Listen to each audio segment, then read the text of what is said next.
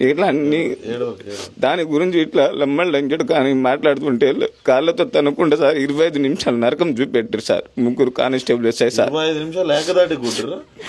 సోయి లేదు సార్. సోయి ఇట్లా పడిపోయినా కానీ నాకు అసలు నరకం పైన చూసి కిందికి అట్లా నరకం చూసుకుంటూ వచ్చినా సార్. 25 నిమిషాల తర్వాత బెల్ట్తోని లాఠీలతోని స్టేషన్లో నడిచి ఓపిక లేకుంటే పొద్దు నుంచి సాయంత్రం ఎక్సైజ్ కింద పైన ఇట్లా ఎక్సైజ్ చేపిస్తారు నడవని. లాస్ట్ మూమెంట్లో కొట్టుకు తీసుకే టైం పోలీస్ నుంచి బయటికి రాగానే సార్ కుంటున్నా సార్. నేను మళ్ళీ గట్టిగా నడవని కాళ్ళతో తంటున్నాను సార్. మళ్ళీ వాళ్ళే కొట్టి 25 నిమిషాల దాకా మేము నిన్ను కొట్టి ఇంకా నడవని తంతున్నారా? లాస్ట్ గట్టిగా నడవాలి. ఎవరికైనా చెప్పినావో నీకు బెయిల్ రాకుండా చేస్తాయేమో అనుకుంటున్నావో. ఇంకోసారి ఎప్పుడైనా కనిపిస్తావారా నాకు కొడక? ఎప్పుడైనా కనిపిస్తావు నీకు బెయిల్ రాకుండా చూసుకుంటా. ఎవరికైనా హాస్పిటల్లో కానీ జడ్జి దగ్గర కానీ మీ వాళ్ళకి ఎవరైనా చెప్తే నీ సంగతి ఎట్లా చేయాలి అట్లా చేస్తాను నేను.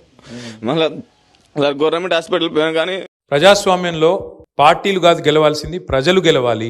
ప్రజలు గెలవాలి తప్ప పార్టీలు పెద్ద ముచ్చట కాదు అనే మాట చెప్పింది. చాలా మందికి అర్థం కాలే ప్రజలు గెలుసుడేంది అని.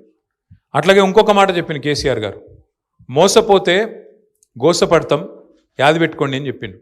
ఇలా ఎవరు గోసపడుతున్నారు రాష్ట్రంలో చూడండి మీరు ఒకసారి. తెల్లారి లేచి పేపర్లు చూస్తే, ఆ టీవీలు చూస్తే లైన్లలో ఎక్కడికక్కడ ఇప్పుడే కమలాకరణ చెప్తుంటే నవ్వినాం మనందరం. ఇలా భూములు కాదు, భూమి ఉన్న వాళ్ళు కాదు, భూములు ఆస్తులు పెరిగిన వాళ్ళు కాదు, యూరియా బస్తా ఉన్నవాడు వాడే లక్షాధికారి పరిస్థితి ఉన్నదని చెప్పి కమలాకరణ చెప్తే మనం నవ్వినాం. కానీ ఇవాళ నిజంగా కూడా ఎంత బాధాకరమైన పరిస్థితి తెలంగాణ వ్యాప్తంగా. నల్లగొండలో నిన్ననే ఒక తమ్ముడు యూరియా కావాలని ఒక గిరిజన సోదరుడు, లంబాడ సోదరుడు ఆందోళనలో పాల్గొంటే ఆయనను గుంజుకొచ్చి పోలీస్ స్టేషన్లో పెట్టి 3rd డిగ్రీ టార్చర్ చేసి ఉల్టా కేసు బనాయించి ఇంటికి పోయి భార్యను బండబూతులు తిట్టి ఇవాళ ఆయన నడవరాని పరిస్థితిలో కుంటుకుంటా తిరుగుతుంటే నేను ఆ వీడియోలలో నేను చూసిన. జగదీశ్వర్ రెడ్డి గారిని రిక్వెస్ట్ చేసి, అన్న మీరు పోయిరండి, ధైర్యం చెప్పిరండి ఆ పిల్లగాడికి, అవసరమైతే వదిలిపెట్టొద్దు వీళ్ళను, అవసరమైతే మానవ హక్కుల కమిషన్ పోవాలి, అవసరమైతే మనం ఇక్కడ SC ST కమిషన్ కూడా పోవాలని చెప్పి జగదీశ్వర్ రెడ్డి గారిని ఇప్పుడే పంపించి వచ్చిన. ఇవాళ మనం ఇక్కడికి వచ్చినాం కొత్తపేట.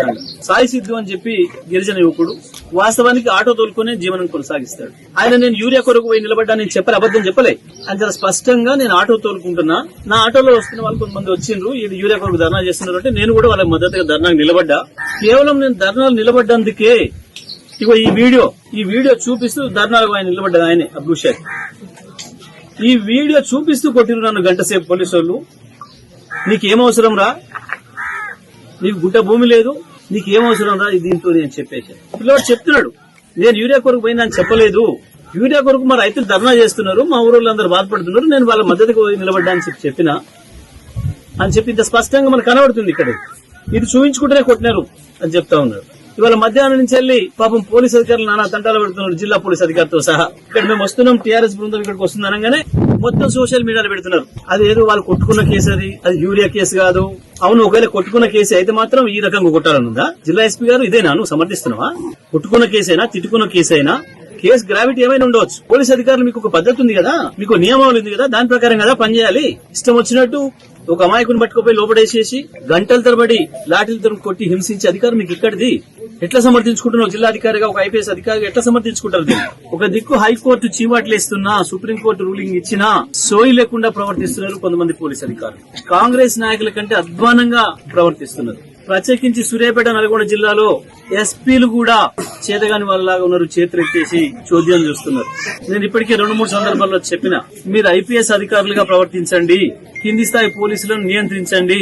ఎవడో చిన్నపాటి మండల స్థాయి కాంగ్రెస్ నాయకుడు, గ్రామ స్థాయి కాంగ్రెస్ నాయకుడు హుకుం జారీ చేస్తేనే FIRలు అవుతున్నాయి, వాళ్ళు చెప్పితేనే అరెస్టులు అవుతున్నాయి. వాళ్ళు ప్రజల ముందే హూంకరిస్తున్నారు. ఊర్లో రాగానే ఎవడన్నా పలానా ఆయన ఇట్లా సోషల్ మీడియాలో పెట్టిండు, లేకపోతే పలానా ఆయన ఇట్లా అనగానే అరే ఇవాళ లోపటాయి. ఇది వాళ్ళ పోలీసుల మీద ఉపయోగిస్తున్న భాష కూడా, అరే ఇవాళ లోపటాయి ఏం మిగుతున్నాడు రా ఇస్తే ఇట్లా మాట్లాడుతున్నారు. వాళ్ళు ఇటువంటి భాష ఉపయోగిస్తున్నారు. కనీసం పని చెప్పేటప్పుడు కూడా వాళ్ళకి గౌరవమైన భాష ఉపయోగించడం లేదు. అయినా ఎందుకో సోయి లేకుండా ఉన్నారు జిల్లాధికారులు. జీతం కాంగ్రెస్ వాళ్ళు ఇస్తలేరు, జీతం ప్రభుత్వం నుంచి వస్తుంది, జీతం ప్రజల పన్నుల నుంచి వస్తుందన్న సోయి లేకుండా ప్రవర్తిస్తున్నారు. వాస్తవానికి నాకు ఎప్పుడు అధికారుల మీద ఆరోపణ చేసే అలవాట్లే. నేను 10 సంవత్సరాలు మంత్రిగా కూడా ఒక్కనాడు కూడా ఒక అధికారిని హుంకరించి నేను ఆర్డర్ ఇవ్వలే. ప్రత్యేకించి పోలీసుల పని విధానంలో మేము ఎన్నడూ జోక్యం చేసుకోలేదు. నా 10 సంవత్సరాల కాలంలో దాదాపు 3 జిల్లాలో కలిపి 6 ఎస్పీలు మారిండ్రు, అక్కడ డిప్యూటీ కమిషనర్లు మారిండ్రు, కానీ ఒక్కనాడంటే ఒకనాడు ఒక ఎస్పీకి ఫోన్ చేసి ఈ కేసు పెట్టండి చేయండి అని చెప్పలేదు. కానీ ఇవాళ పొద్దున్న లేస్తే పోలీస్ అధికారులకు ఆర్డర్లు అయితే జిల్లా మంత్రుల నుంచి, లేదా ఎమ్మెల్యేల నుండి, లేదా మండల పార్టీ కాంగ్రెస్ నాయకుల నుండి, ఈ మధ్యన ఇంకా దిగజారి కాంగ్రెస్ గ్రామ శాఖ నాయకుల నుంచి. ముఖ్యమంత్రి ఏమో మూటలు కట్టుకొని పోయి ఢిల్లీలో సమర్పించుకొచ్చే పనిలో బిజీ ఉన్నాడు. ఆయన సంపాదించుకునే దాంట్లో 10-20% ఢిల్లీకి, ఒక దిక్కేమో రాహుల్ గాంధీకి, ఇంకొక దిక్కేమో మోడీకి సమర్పించుకునే కార్యక్రమంలో ఉన్నాడు. ఎందుకంటే ఆయన కొనసాగాలంటే మోడీ ఆశీస్సులు కూడా కావాలి కాబట్టి పైకి రాహుల్ గాంధీకి ఇచ్చినట్టు కనపడ్డా లోపడంగా ఆ కార్యక్రమం ఉన్నాడు. ఇవాళ తెలంగాణ రాష్ట్రంలో ప్రజలు కేసీఆర్ గారు మాకు కల్పించిపోయిన కనీస సౌకర్యాలన్నా కొనసాగించండి అని చెప్పి అడిగే పరిస్థితి కాదు, ఆర్తనాదాలు చేయాల్సిన పరిస్థితి వచ్చింది. యూరియా లేదు, యూరియా కొరకు నిలబడ్డారు, బారులు తీరదు జనం అని కనుక సోషల్ మీడియాలో పెడితే దానికి కూడా కేసులు.